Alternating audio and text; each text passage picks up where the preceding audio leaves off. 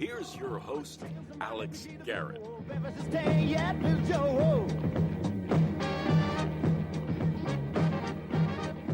Well, to cap off UNGA week, UN General Assembly week, I figured why not talk to someone who's discussed the relationship and friendship of former President Barack Obama and former German Chancellor Angela Merkel. I feel like this is an optimistic way to end the week of the UNGA. By the way, interesting being around there at the time the president was there addressing the UN because there was a lot of security, as always. And 20 years ago was the first year we did not have to deal with that.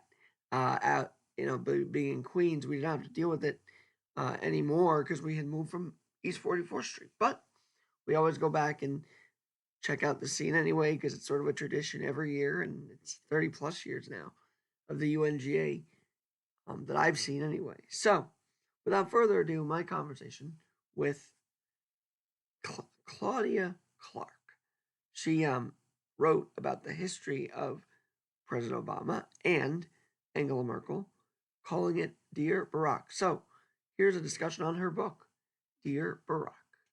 Well, this is kind of becoming an international podcast now because we just were in the UK with Mr. Robert Erskine, Autolab alumnus, I like to say, and also a Queen Elizabeth II enthusiast. So he joined me yesterday, and he'll have a 5-minute feature tomorrow as well.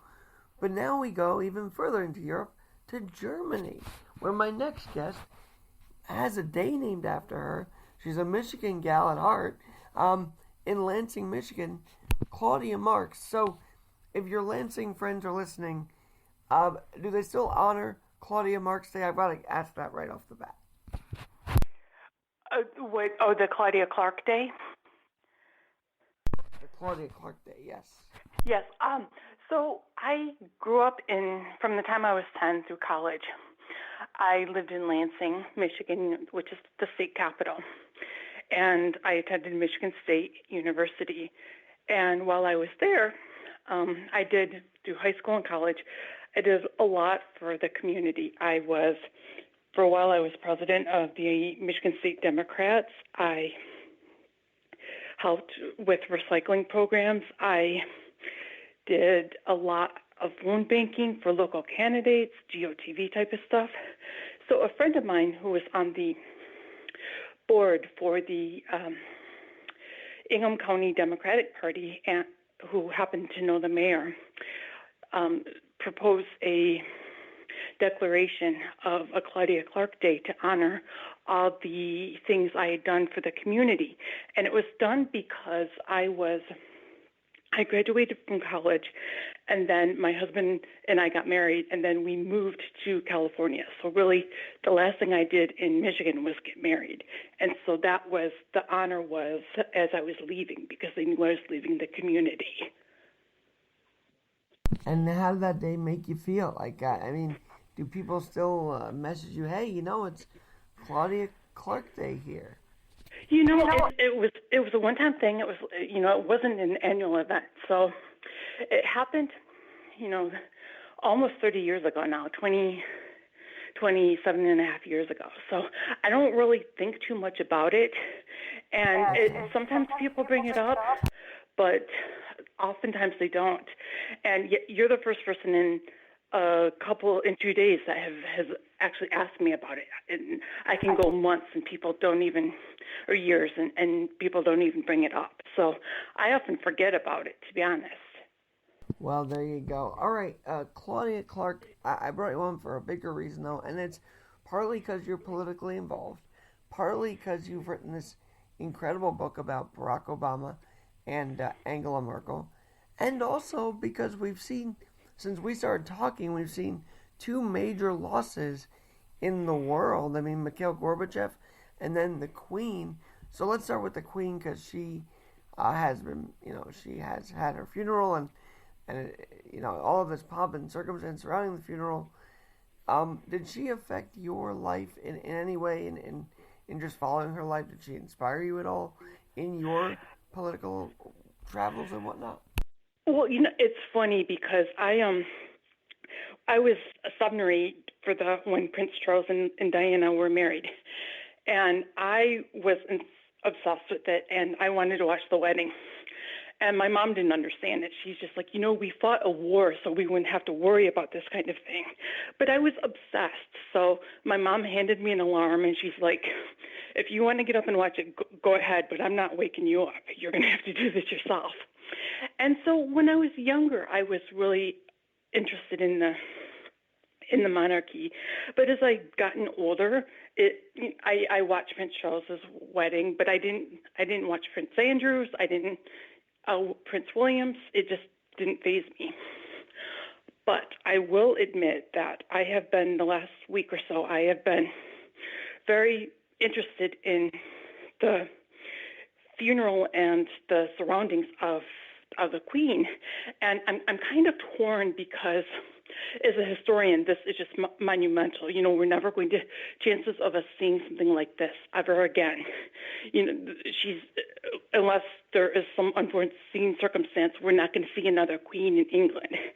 And she had a huge impact on the world. And thanks to technology, we can witness the funeral firsthand. On the other hand, I am, as an American, I don't quite understand people's fascination with the monarchy. I don't belittle people that waited in line for hours and hours and hours to say goodbye to her. I was fascinated that people would do that, but I can't imagine ever wanting to do that myself. I don't have that connection. So it is kind of, I'm split between being fascinated and just being bewildered. Well, I don't know. Do you feel like they will keep the legacy going real quick, or do you think that other nations, that's the big question now, is how many nations will vote or, as I say, abolish the monarchy in their country? That's going to be something. It's interesting to, we'll have to see. Australia has, for the longest time, has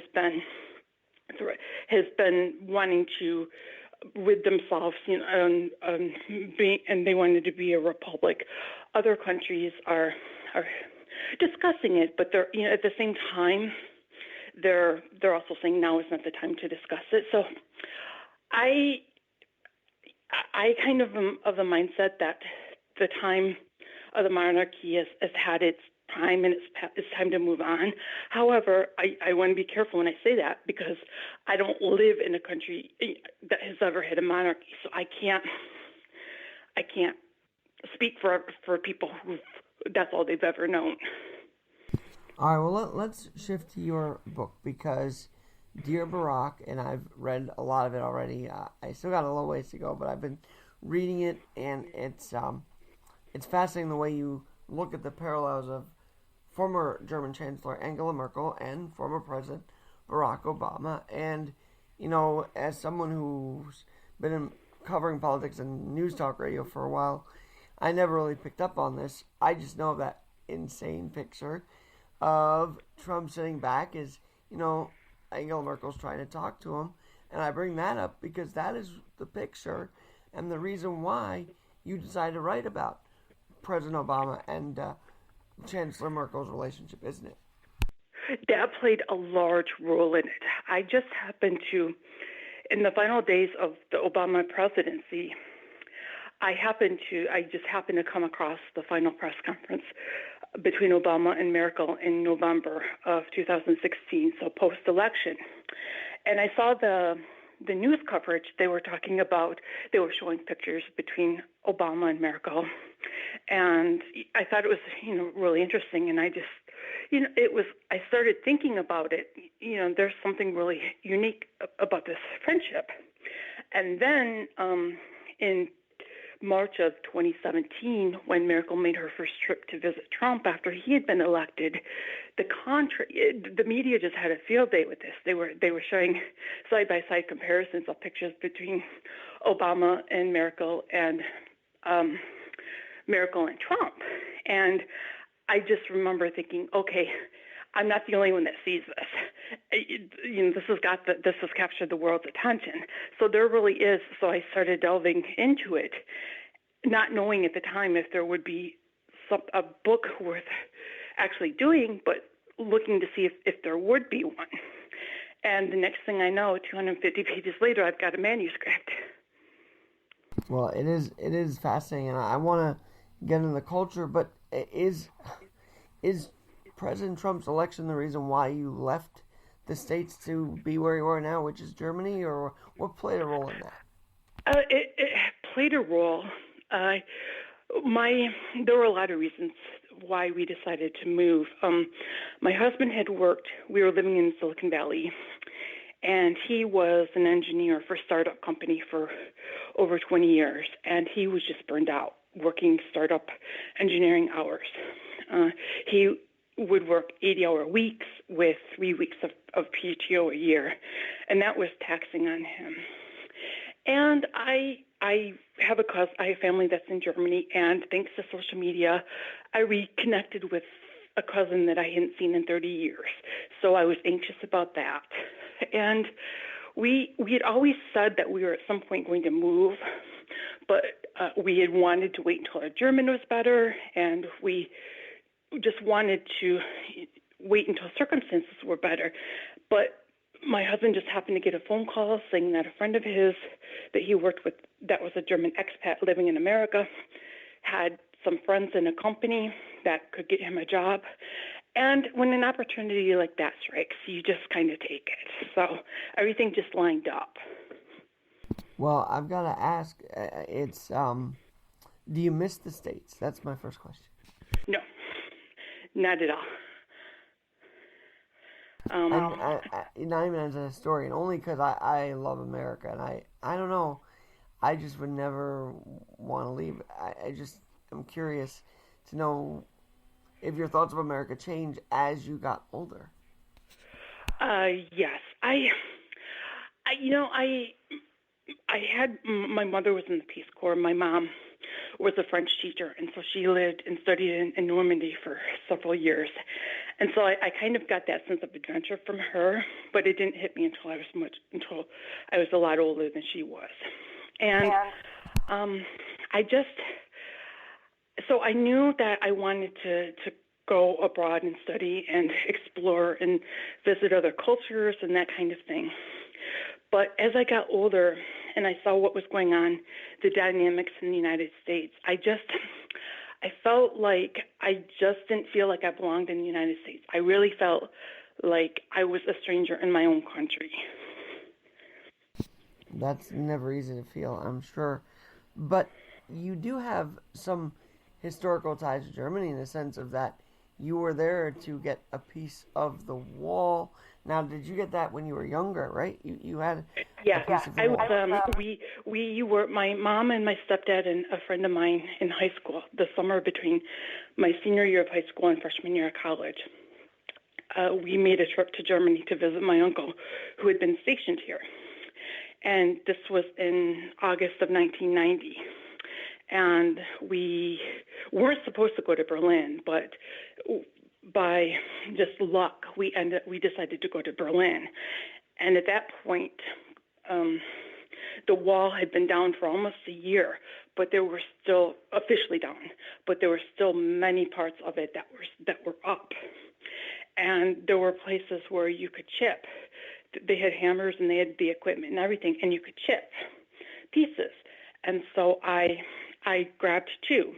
I have one that's larger, that's just white, just plain concrete. And then I had one that was a little smaller that actually had colors because of the graffiti that had been on it. And when I moved to Germany and I was getting rid of some of my stuff so I didn't have to move it, I donated the smaller version, the smaller piece with the graffiti to the Special Collections Department at Michigan State.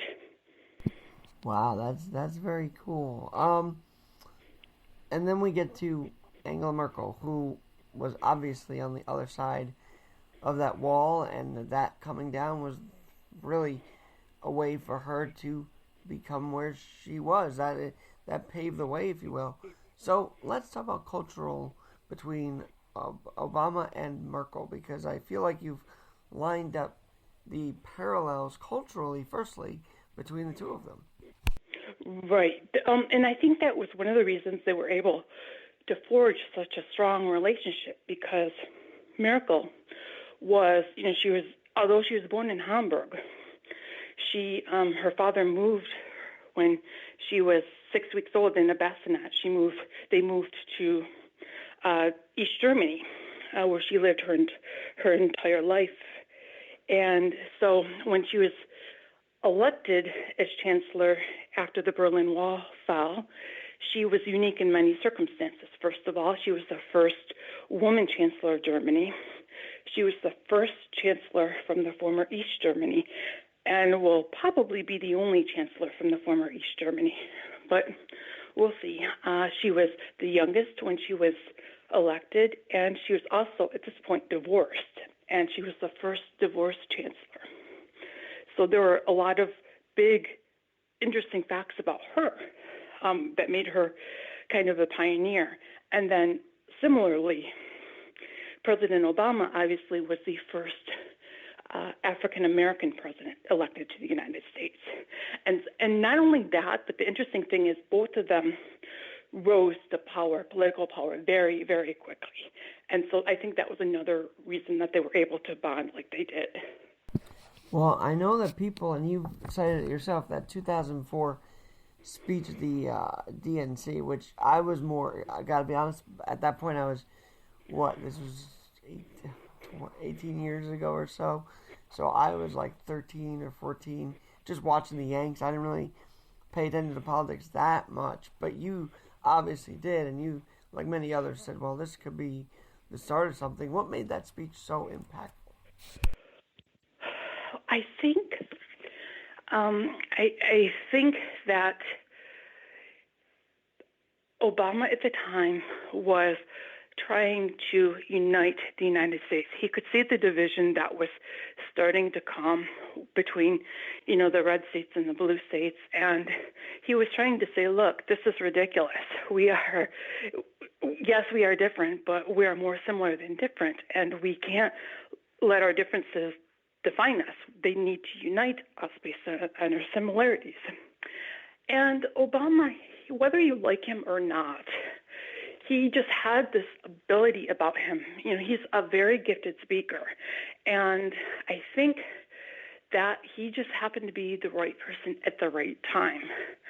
And he was who Americans were leaning toward. That's what they thought they needed at the time to unite the country. Did your thoughts on him sour at all, or did you there were things that he did in his second term that kind of bothered me, but I want to get your thoughts as well. Yeah, no, I will be the first to admit this about both Obama and Merkel. There are things about both of them that I don't agree with. I don't like. I disagree with. And I kind of make that point in the introduction that whether you idolize someone, whether it's a sports figure or a politician or an actor or actress, they are above, first and foremost, they are humans, and they're going to make mistakes. They're going to say things you don't like. They're going to vote a way you don't like. And you kind of just have to take that. And there are a lot of things about both Obama and Merkel that I disagree with. In fact, in the book, I dedicate an entire chapter to the NSA spying scandal. Obama, when news brought that he was illegally wiretapping Merkel's personal cell phone, he was wrong. He was absolutely wrong, and I would never make any justification for why he did that. So while I admire both of them, I will, when there was something that I didn't agree with, or I would call them on it. Why did they both freeze up on ISIS? I feel like they both kind of couldn't handle it that well. I don't know. That was just my thoughts on it. Because remember, Germany had that incredibly, unbelievable crisis there where, immigrants were in the town and some were not behaving well. I'm sure you had seen that, not firsthand, but you had heard about it on the news over there and whatnot. Yeah, I don't know if they caved into political pressure from the opposition. or they weren't sure. The problem was much bigger than they anticipated, and they just didn't have the wherewithal to deal with it. But they both, I think, kind of dropped the ball there. And one of the things I am the most disappointed about with President Obama is he had promised to close Guantanamo Bay, and he didn't. So one thing that I learned from writing this book as an outsider is that a lot of things go on behind the scenes that we never are privy to. And so there probably was a lot of issues that happened with regard to ISIS that we just, intelligence information that we don't have knowledge to, that kind of made it difficult for them to do anything of substance. Well, I've got to make this note. It seemed at the beginning of the relationship of Obama and Merkel, he and Trump had one thing in common, which was telling NATO nations, specifically Germany, to help carry the weight. And I feel like that's been a theme between Obama and Trump, like a similarity almost. Well, the interesting thing is, yes, you are right. That was one of Obama's biggest frustrations with other NATO countries, Germany in particular, is they were not paying their fair share. They weren't paying the 3% of their defense budget towards NATO like had been agreed. The difference, however, was Obama was a lot more diplomatic in how he handled it. It was discussed. You knew it was on the table, and they talked about it. Whereas in Trump's, but it was never brought out like publicly in form of humiliation, and like Trump did. For example, rumor has it in the first meeting between Trump and Merkel in Washington, Trump handed Merkel a bill. I forget how much it was. It's like a $30 billion bill, quote unquote bill, for her expenses for NATO. And while and Merkel reportedly just kind of ignored him. Now, I don't think anybody questions, myself included, questions where Trump was going with that. It was just his way of going about it was not, shall we say, diplomatic. Well, and I think that was the problem. Let's go into that, because I think the point you're also making is that we may never see another connection between a president and another leader of a foreign country like this. I mean, I think you almost compared it to Churchill and Roosevelt in a sense. I mean, you had that kind of level of, they had that respect for each other, didn't they? Yes, they did. And what I argue in the book is that Obama and Merkel did form this bond, to the point where Merkel cried when she said goodbye to Obama for the final time. And the very final phone call Obama made before he officially left office was to the German chancellor. So they had this bond. But unfortunately, in today's globalized world, whether we like it or not, we cannot live on an island. We can't live in isolation. We need to rely on our allies from other countries. And my fear, and part of why I wrote this book, is I saw Trump and Brexit and what was going on in the French elections, that the right-wing conservative parties across Europe were campaigning on isolationist principles. And that I just find frightening, because we cannot go back to the days where we just live in our own borders and not worry about what's happening somewhere else. And I am saying in the book that the relationship between Merkel and Obama was unique and it was strong, but we can't wait another generation for another bond like that to form. And unfortunately, I don't see that happening with Biden, because even he has a way to rub people the wrong way, like leaders and whatnot. And whether, I like President Obama, but I see his flaws. And one of his flaws is I do think he's a little full of himself. But whether you like him or not, he did have a way of charming people and catering to them that I think, initially Merkel thought was just bogus and was just words, but he eventually won her over.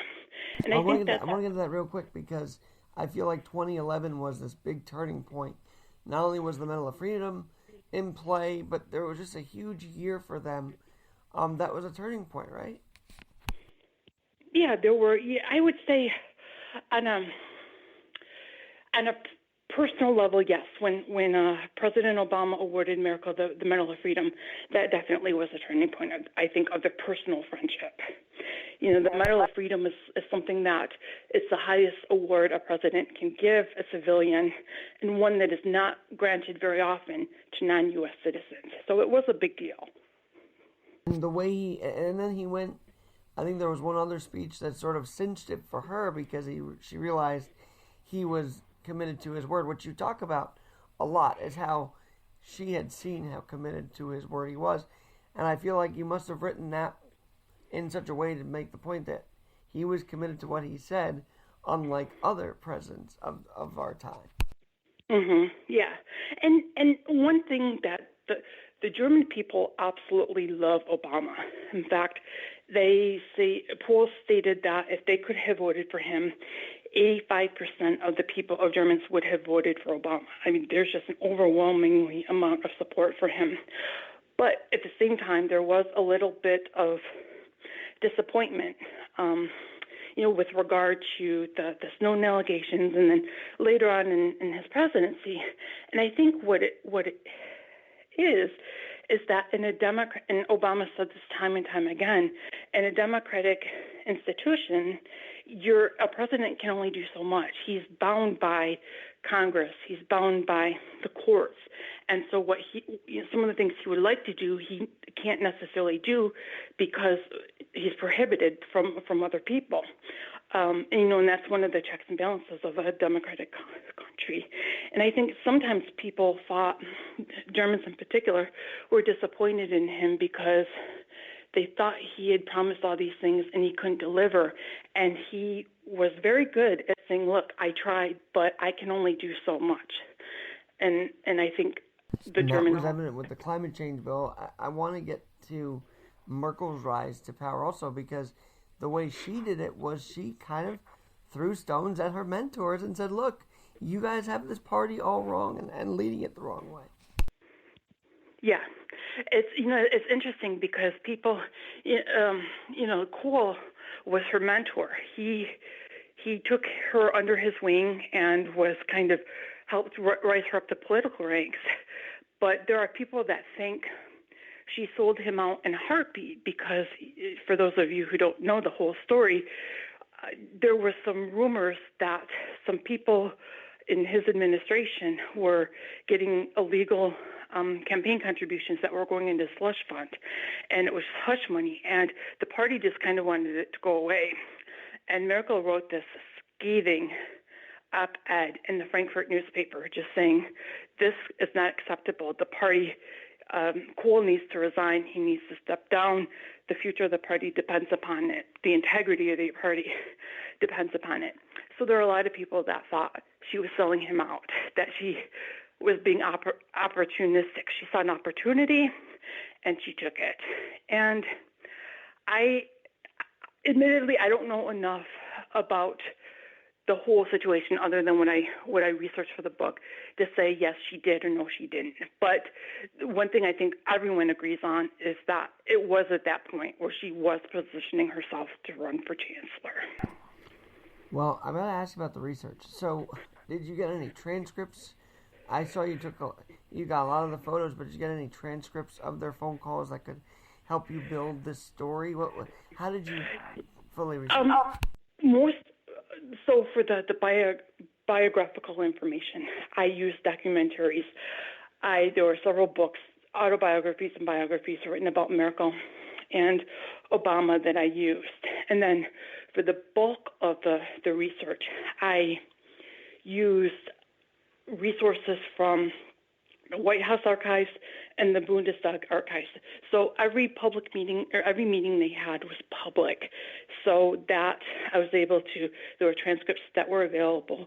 There were there were videos of the press conferences, so that I could watch the videos and compare that with the transcript that had been provided by the White House and the Bundestag. And then similarly, what I did is I wanted to get an overall picture of what the rest of the world thought. So when Merkel was in Washington, I would look at what the New York Times was saying about the visit, as well as the German newspapers, as well as the French newspapers. I quote the Irish Times a couple of times. And I did the same thing when Obama was visiting Germany.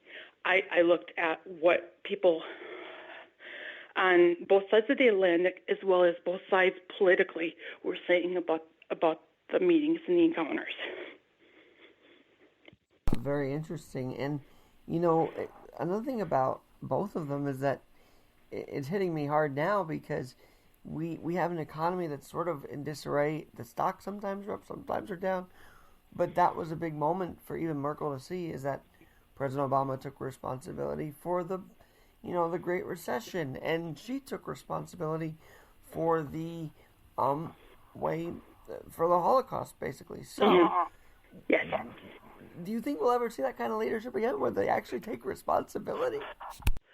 I hope so. I really hope so, because I think, and this is one of the things that I learned a lot in all my schooling, is that among Americans, is that American people tend to be forgiving.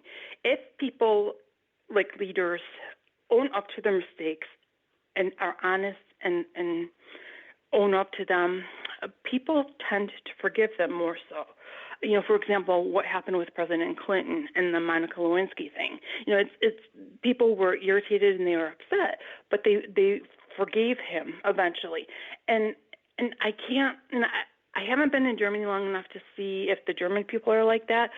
I tend to, based upon what happened with the Snowden allegations, I do want to say that they tend to be like that.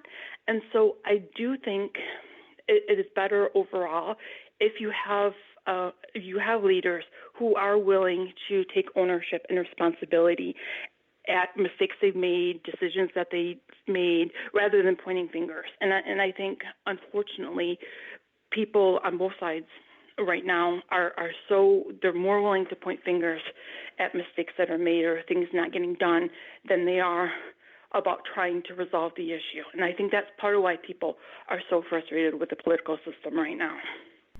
I want to talk about, you read about how they were dealing with some serious issues, and in Dear Barack, I'm talking about Claudia Clark, author of Dear Barack, and now I'll get to that in a minute as well, but the biggest thing that we still see playing out is the Ukraine-Russia war, and you had mentioned, they actually annexed them during the Obama and Merkel years. Yes, and that's correct. And the interesting thing is, at the time, Merkel pretty much, because Merkel more than anyone else at the time, because in part because she spoke Russian, but also she knew Putin better than anyone else, and she knew what made him tick. The problem was, so she basically was given the de facto role of being the negotiator with him. The problem Merkel faced was the tactics that had worked previously were no longer working with Putin. And so when he did annex Crimea, they came together, the G7 came together, they threw Russia out of it was the G8, it became the G7, they started issuing sanctions. And the interesting thing is, President Obama was under enormous pressure in 2015 to start engaging militarily against Putin. And Merkel and the French president at the time, Francois Hollande, were of the mind, no, absolutely not. We need to do this diplomatically.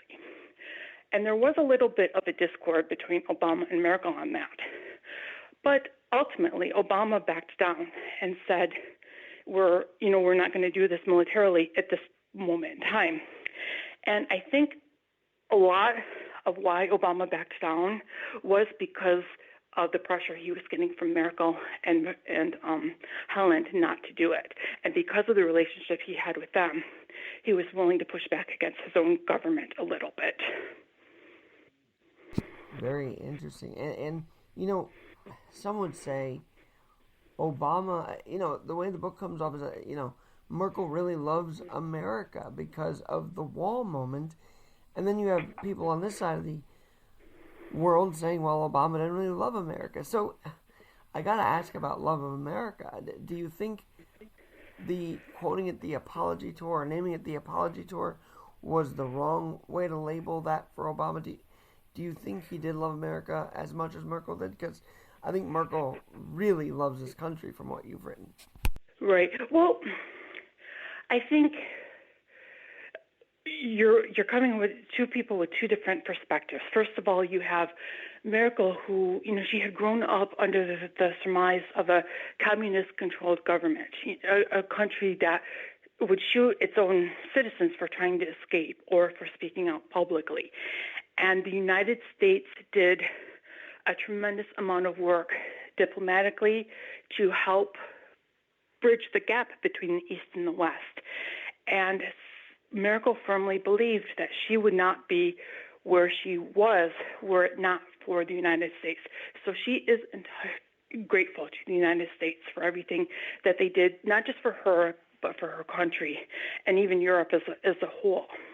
Now, on the other side, you have President Obama, a black man who was the first elected black man of the United States, and he had to go through a lot of scrutiny, a lot of racism that was in play, and people telling him he could never do it. And he still had faith in the American system. That he says in one of his speeches that nowhere else in the United States or nowhere else in the world could a man who has slave roots, whose wife has slave roots, could end up being elected as the greatest president, the greatest position in the world. And so I think Obama really, truly believed in the American dream, whereas he believed it was possible. And I think on the other side, Merkel saw what was possible because she directly benefited from it. Well, working in conservative radio, and also I want to bring you on to talk about elections because I want to know if you're still active. From what I've gotten is that you're still active in the sort of get out the vote, and I think that's important because the turnouts are getting lower, it seems like anyway. So how are you working to get out the vote this year, especially for midterms? I'm actually, I'll be honest, I'm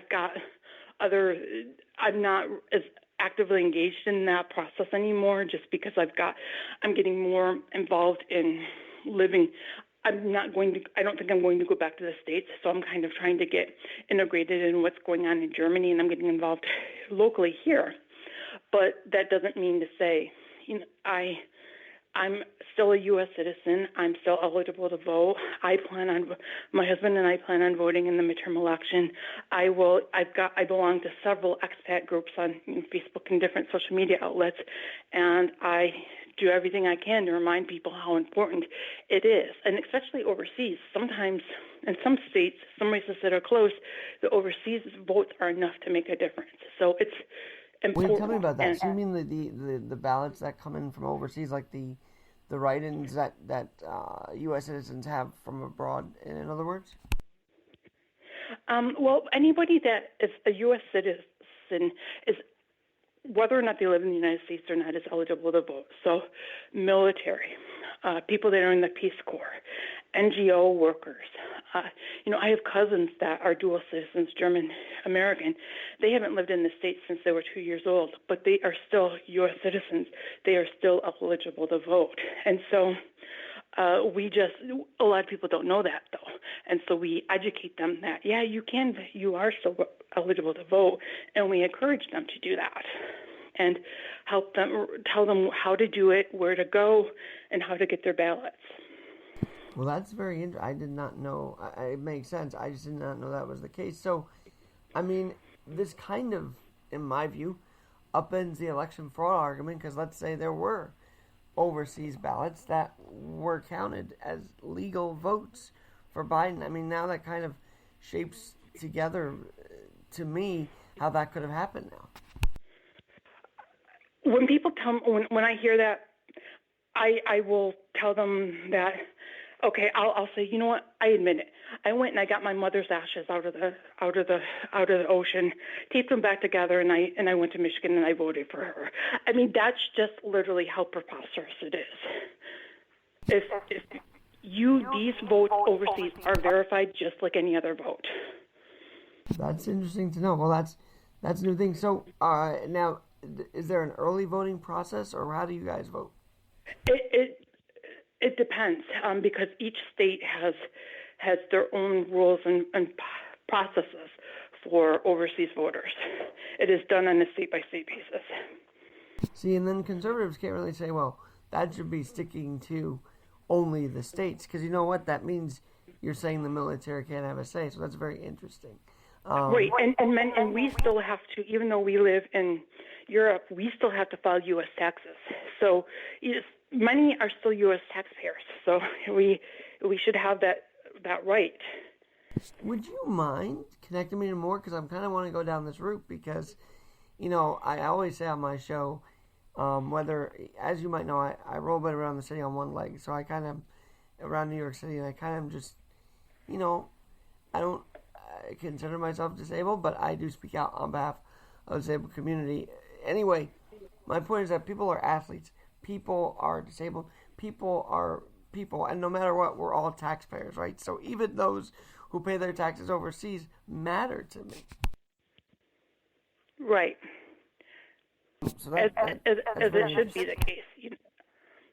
I want to get to one other topic, which they kind of tangled with, because, and I am of Jewish blood, so this is very interesting to me, the idea of Israel. And it seems that Merkel loves the Jewish people because of what Germany did back in, you know, the World War, you know, with Hitler and whatnot.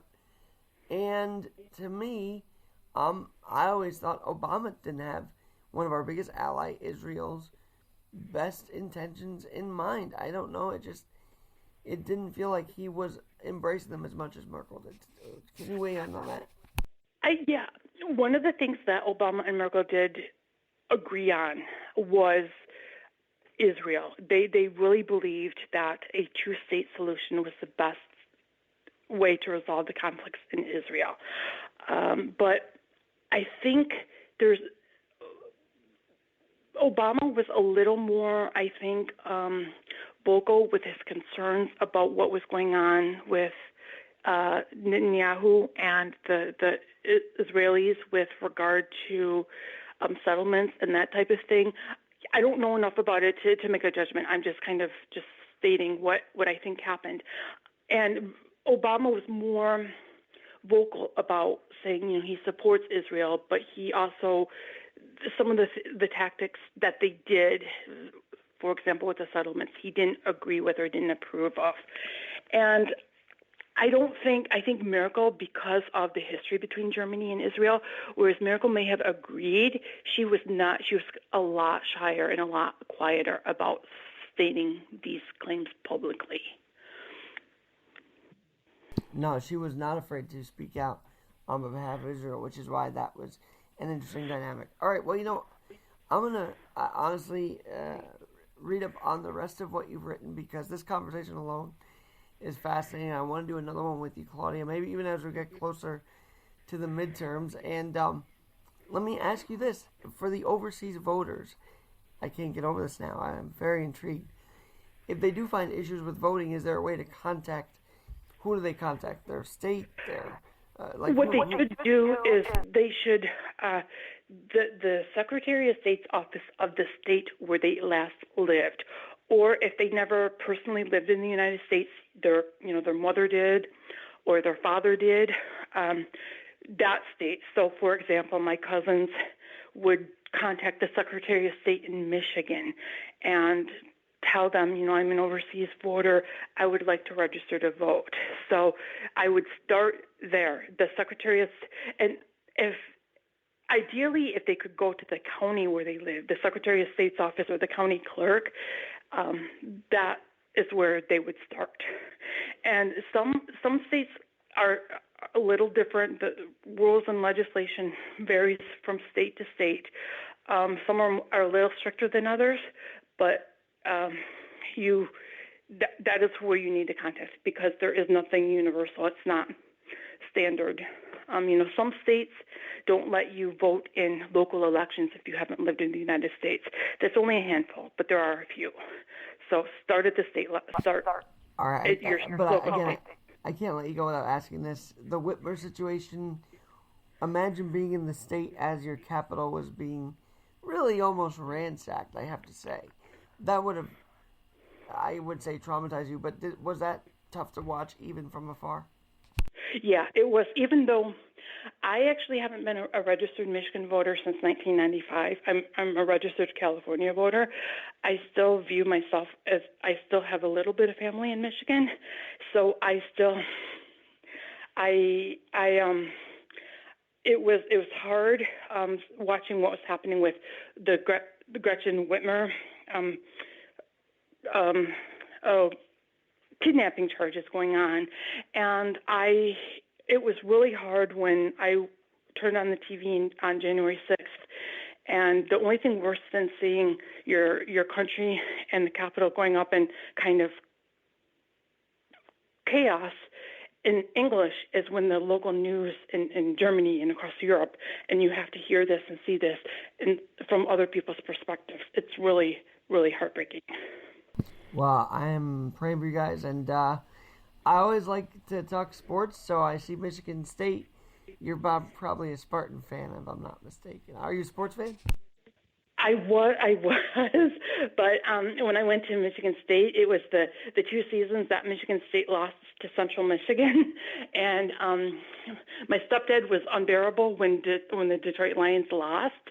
So I kind the of Lions won yesterday, I think, right? I don't know. I don't know, but I understand Michigan State lost on Saturday, which they got a good football team after I left. So. Well, I know that Tom Izzo is like the anchor up there in Lansing, so hopefully he doesn't retire anytime soon, right? So. Anyway, Claudia Clark, thanks for coming on. Dear Barack, how can people get the book and how can people find you? My website is claudiaclarkauthor.com, and there's information there on how you can purchase the book. You can also go to Amazon, and you can order it on Amazon or Barnes & Noble or in any other local bookstore. Very cool. And you know what? Next time we're going to do why it's called Dear Barack. But for now, it was a great starter conversation. So come on back, and as they close to the midterms, let's talk. Okay, sounds like a plan. Thanks for having me. Thank you for joining. I'm Alex Garrett, where we're always adapting.